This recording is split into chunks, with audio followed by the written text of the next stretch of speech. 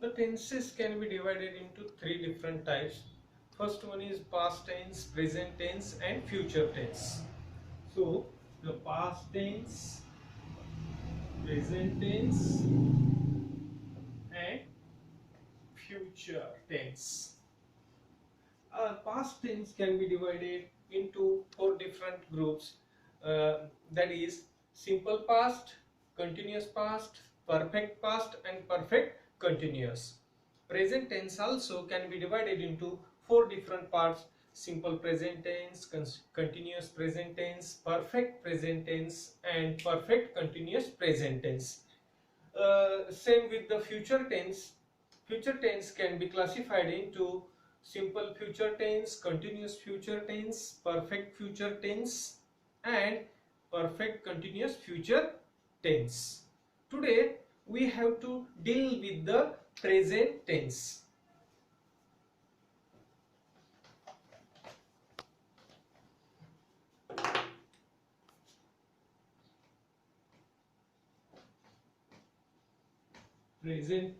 Present tense tell us what we are doing right now.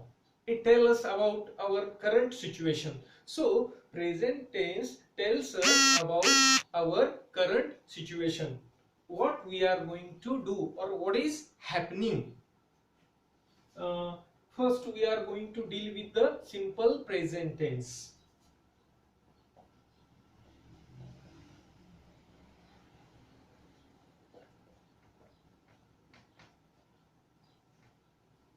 The structure of simple present tense is, first we have to find subject, phi1 and object. That is, S stands for subject, phi stands for verb form.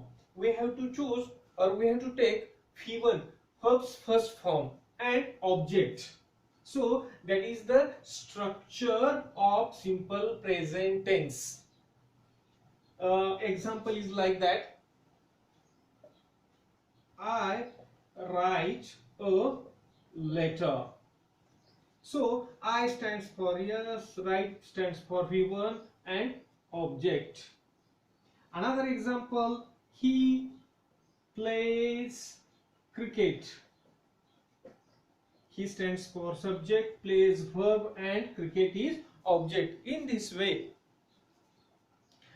in simple present tense, we have to focus on our structure and we have to solve some examples. If there are some important notes for that, the person, third person, if there is a third person singular, then we have to add yes or es to the verb. Suppose that third person, that is he, she, it. In simple present tense, if the subject is he, she, it, then we have to add yes or es to verb. It is the important rule.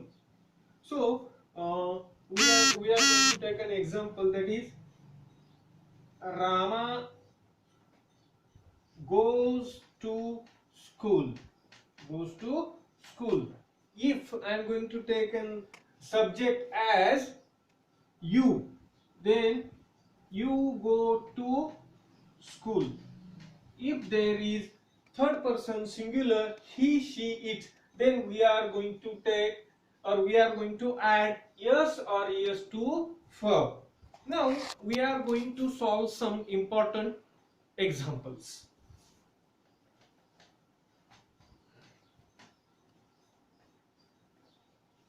Here is an example.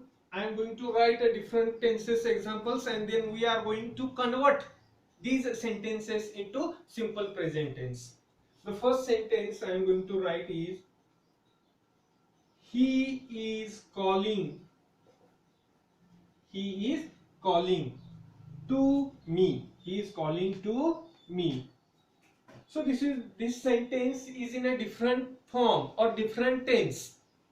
This sentence is in a continuous tense. What we have to do? We have to convert this sentence into this, means we have to convert this sentence into simple present tense. Our formula or our structure told us that, or says us that, what we have to find? We have to find subject, yes, verb and remaining part. Then what we have to do? We have to write he calls, because the third person singular, he. So that is why we have to add yes to the verb and remaining part, to me. Another example we are going to take, that is he wrote a letter. He wrote a letter. Simple. This sentence is in a past tense and we have to convert it into simple present tense. We have to focus on verb and subject and object. So he is a subject. Write, wrote, written. The V1 of wrote is write. We have to take write. And we have to add yes, because he is third person singular, so we have to add yes to the verb. He writes a letter. A letter. In this way, what is the most important thing in tense? In a simple present tense. Simple present tense, we have to focus on structure. The subject, V1 and object. These are the most important parts.